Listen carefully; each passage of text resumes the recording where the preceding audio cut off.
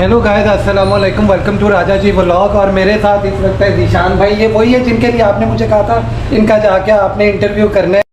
जी, तो आज का व्लॉग ज़ीशान साहब के हवाले से, जो इंडोनेशिया में रहते थे और उन्होंने 2 शादियां की हुई थी और फिर वो पाकिस्तान वापस आ गए हैं। वहाँ से कुछ लोग कहते हैं उन्हें डिपोर्ट कर दिया गया और कुछ कहते हैं कि वो अपनी मर्ज़ी से आए हैं। तो सारी चीज़ों को मैं हकीकत के साथ आप लोगों के साथ शेयर करूँगा। और उसमें प्रूफ यही है कि मैं वहाँ पे उस दिन गया, उनसे मुलाकात हुई। ये उस दिन का वाक़या। इससे अगले दिन ज़ीशान साहब अरेस्ट हो गए थे। तो उससे एक दिन पहले मैं ज़ीशान साहब के साथ रहा हूँ, मतलब 2 दिन मैं उनके साथ रहा हूँ। तो जिस दिन मैं वापस आया हूँ उसी दिन या उससे अगले दिन वो अरेस्ट हो गए थे। तो मैं कहाँ गया उसके बाद मैं कहीं और चला गया था, वापस पाकिस्तान नहीं आया था, उधर ही था। सबसे पहले मैं आप लोगों को बताना चाहूँगा मेरी ज़ीशान से मुलाकात कैसे हुई। मैं मलंग में था, इंडोनेशिया का शहर है, वहाँ से मैंने इनको मैसेज किया। फिर उसके बाद इन्होंने मुझे कॉल की। मैंने इनको क्यों मैसेज किया, वो इसलिए कि मैं भी वहाँ का चाहता था कि टास्क के हवाले से। तो मैंने मुख्तलिफ़ एजेंट से और 2-4 लोगों से पता किया, तो मुझे काफ़ी लोगों ने बताया भी। फिर ज़ीशान से मेरा मुलाकात का टाइम आया, ज़ीशान को मैंने कॉल की। ज़ीशान ने मुझे इज़्ज़त अफ़ज़ाई की, मुझे कहा जी आप आ जाएँ या हम आते हैं आपके पास। तो मैं खैर ज़ीशान के पास चला गया। तंगा रंग में थे ये। मैं बड़े मुश्किल से पहुंचा क्योंकि मुझे ट्रेन्स वगैरह का इतना ज़्यादा इल्म भी नहीं था। मुझे इसने गाइड किया और उसके बाद फिर मैं तंगा रंग पहुंचा और स्टेशन पे जनाब आए और मुझे पिक किया गाड़ी पे, टैक्सी पे। और इनके साथ आमिर साहब थे, आमिर साहब और ये दोनों आए, इन्होंने मुझे पिक किया। ये मुझे एक बुफे रेस्टोरेंट टाइप सा होता है जैसे इंडोनेशिया में है, इनका ही है मेरे ख़्याल में। वो वहाँ ले गए मुझे और उधर उन्होंने मुझे खाना खिलाया। जब ये खाना खिला रहे तो मैंने अचानक अपना कैमरा निकाला और इनकी वीडियो बनाई। वो वीडियो मैं अभी आपके साथ इसके बाद शेयर करूँगा। उससे पहले मैं आपके साथ ये जो आजकल बातें हो रही हों उसके हवाले से बात करना चाहूँगा। मैंने 1-2 लोगों की और भी व्लॉग देखे हैं जिसमें वो ज़ीशान के हवाले से बातें कर रहे हैं, बुरी बातें और सारा कुछ। लेकिन मुझे सिर्फ ये बताए वो क्यों कर रहे हैं। भाई वो फ़ेम लेना चाहते हैं और वो इसलिए कर रहे हैं ये सब कुछ।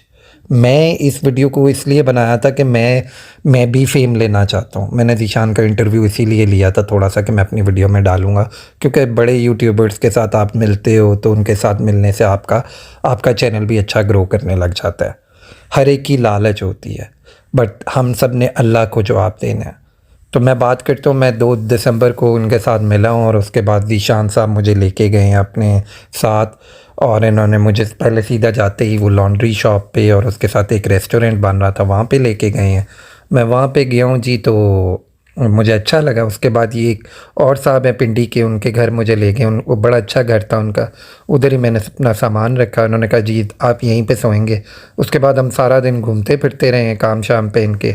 और ज़ीशान साहब के एक और भी जाने वाले आए हुए हैं कुवैत से, शायद आपने उनको वीडियो में देखा होगा। और ये पिंडी वाले साहब को भी, जो कुवैत वाले साहब हैं, उन्होंने लॉन्ड्री बनाई है और वो क्या कहते हैं अलहदा रहते हैं थोड़ा सा। और उनके साथ आमिर गालिबन उनके साथ ही होता है। तो वो बड़े अच्छे शरीफ से आदमी हैं, अलहदा रहते हैं, किसी के काम में दखल नहीं और बड़े खुश हैं। उनका काम हो गया हुआ था, तकरीबन ऑलमोस्ट डन था, लॉन्ड्री तैयार थी। और उनको मैंने 1 या 2 दिन बैठते हुए भी देखा है। अब रहा कि भाई ज़ीशान लोगों से पैसे कमाता है, ठगता है वो। भाई इसके हवाले से मैं सिर्फ यही बात करूँगा कि आप लोग या मैं, कोई भी हम बाहर जाते हैं तो हम कोशिश करते हैं कि हमारी वजह से जब हम वहाँ पे सेटल डाउन हो जाते हैं तो लोग डेफ़िनेटली हमसे करते हैं, चाहे हम यूट्यूबर हों या ना हों, लोग हमसे कांटेक्ट करते हैं यार हमें भी बुला लें उधर, किसी तरीके से हमारा भी कोई बिज़नेस करवा दें।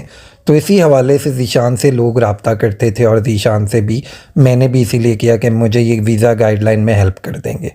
अब रहा कि वो पैसे बहुत ज़्यादा लेते थे, तो हाँ उसमें वो पैसे लेते थे भाई।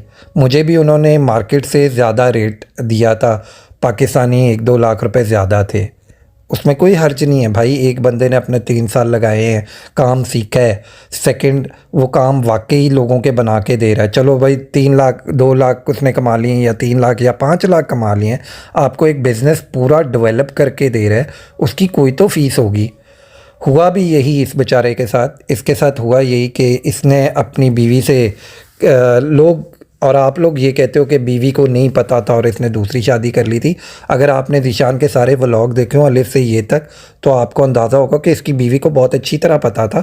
और इसके जो वाइफ, जो पहली वाइफ थी, उसके जो ख़ास तौर पे बड़ा बेटा, आपने कभी उसको कोई इतना ज़्यादा इन्वॉल्व नहीं देखा होगा ज़ीशान के साथ। वो एक छोटा बच्चा जो है, जो थोड़ा सा स्पेशल जिसको बोलते हैं, वो बच्चा जो था वो इसके साथ थोड़ा बहुत अटैच होता था। और फिर वो एक ख़ातून साहिबा हैं जो फ़जूल इनके ऊपर इल्ज़ाम लगा रही थी। तो मेरी बहन ऐसे ना किया करें, अल्लाह ताला को भी हमने जान देनी है और अल्लाह के खौफ से डरना चाहिए। आंखों देखी चीज़ों पे भरोसा करना चाहिए। कौन नहीं कमाता भाई आज के दौर में? मुझे मौका मिले, आपको मिले या किसी और को मिले, सब कमाएंगे।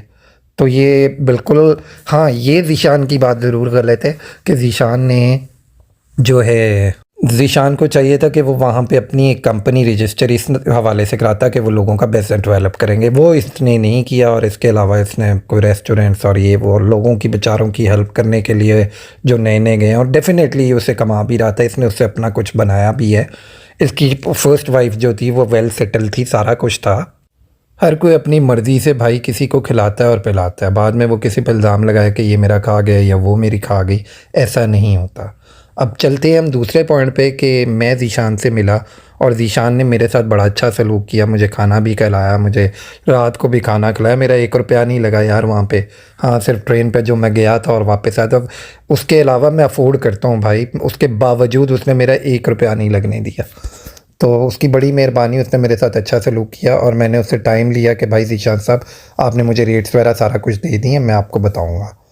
तो फिर मैं क्या कहते हैं जकार्ता में और जगह चला गया। वहाँ पे indoviza.com के नाम से एक वो कंपनी है, मैं उनके पास चला गया, उनसे मेरी मीटिंग हुई और सारा कुछ। फिर ये एक अलग चैप्टर है, उसको छोड़ते हैं, हम ज़ीशान साहब की तरफ आते हैं। ज़ीशान साहब ने मेरे साथ जो सलूक किया वो बहुत अच्छा था। वहाँ पे जो साहब हैं पिंडी वाले और वो जो कुवैत वाले, वो बहुत खुश हैं।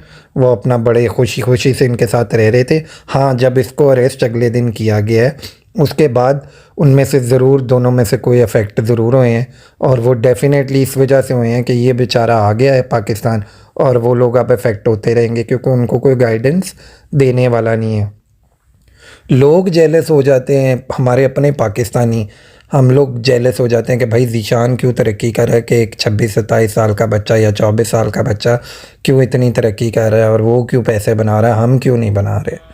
तो सबसे बड़ा फैक्टर ये था। और पहली बीवी को पता था, जब दूसरी बीवी का, बड़े अरसे से आप लोग इनकी लड़ाई झगड़ा सारा कुछ देख रहे थे, तो अब उसको याद आया था।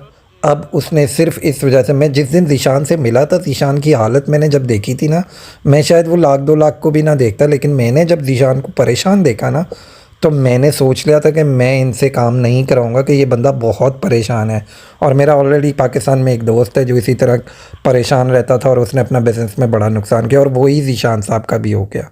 ज़ीशान ने लोगों का साथ तो नहीं किया, या किया भी हो, उसकी वजह से आप ज़रूर थोड़े बहुत अफेक्ट हुए होंगे लोग, लेकिन ज़ीशान खुद सबसे ज़्यादा इफ़ेक्ट हुआ। ज़ीशान अपनी बाइक भी उधर छोड़ा है, कारोबार भी उधर छोड़ा और पाकिस्तान आ गया। ज़ीशान कुछ भी नहीं कर सका कि वो चीज़ें रिकवर भी कर सके। तो ये सारी चीज़ें थी, ये आप लोगों को पता होनी चाहिए।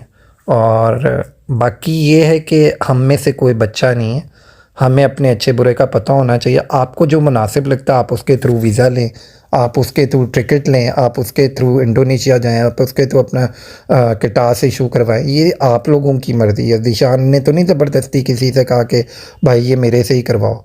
हम लोग खुद, मैंने भी ज़ीशान को खुद ही कांटेक्ट किया था। तो ये सारी चीज़ें होती हैं। मैंने बैकग्राउंड में रैंडम वीडियो इसलिए डाली है ताकि आप लोग मेरी बात सुनते रहें और साथ में वीडियो देखते रहें जो मैंने बनाई हुई हैं।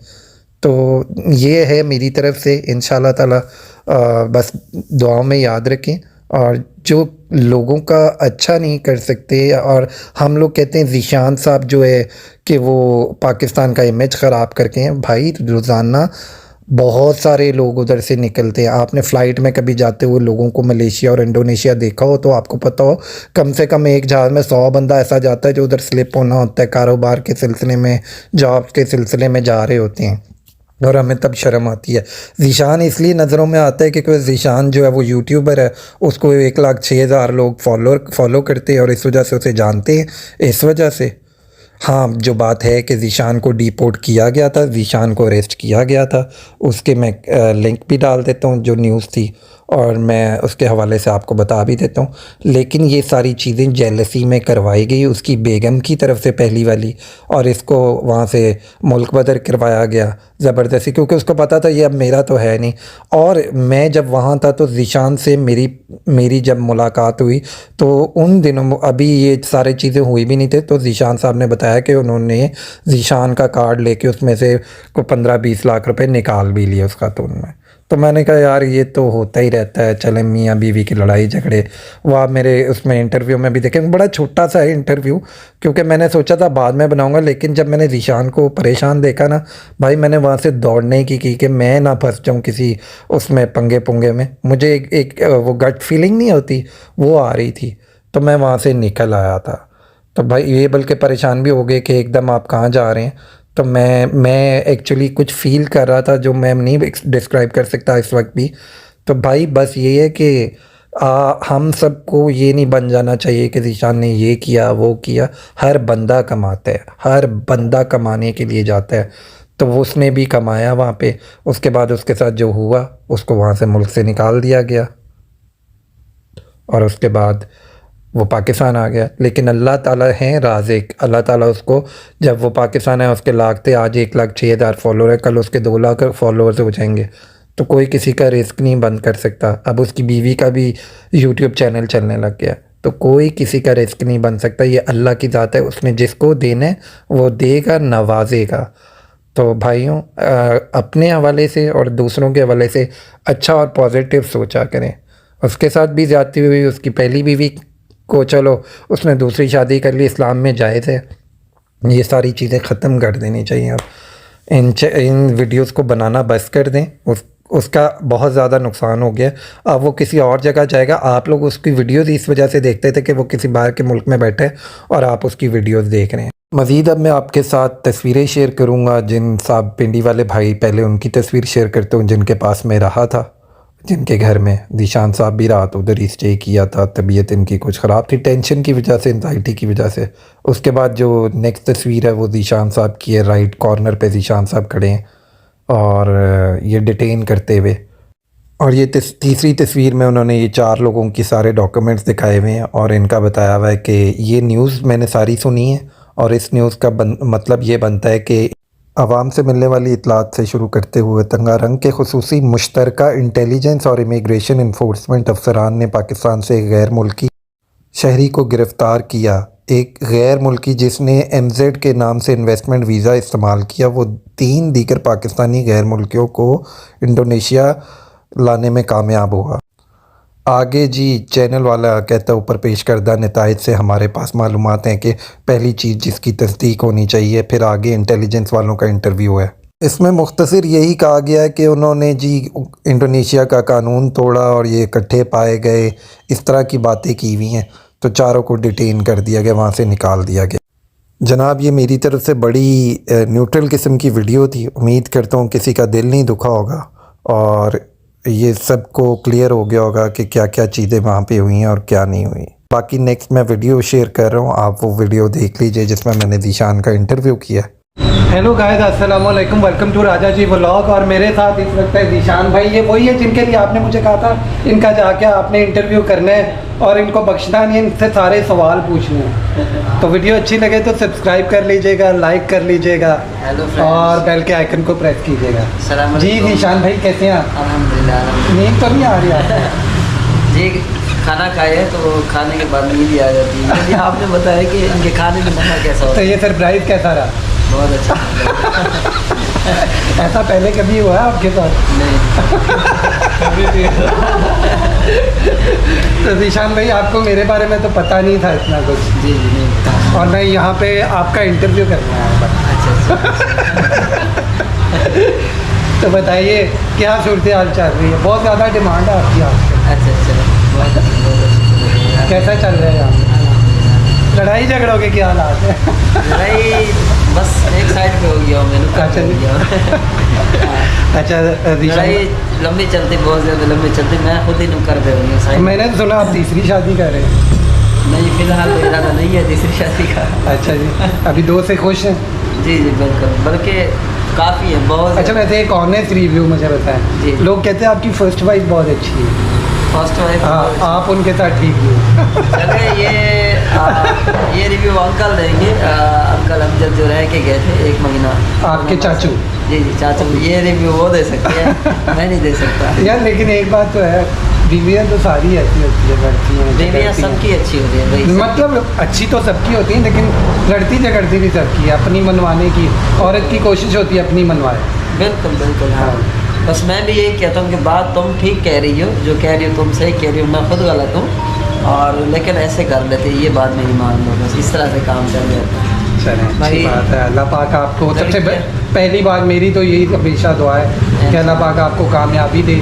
आप छोटे हो, काफ़ी यंग हो, मेहनत करने आए हो, अल्लाह ताला ने आपका हाथ पकड़ा है, आपको अच्छे लोगों के बीच में रखा है, आप अच्छा काम कर रहे हो।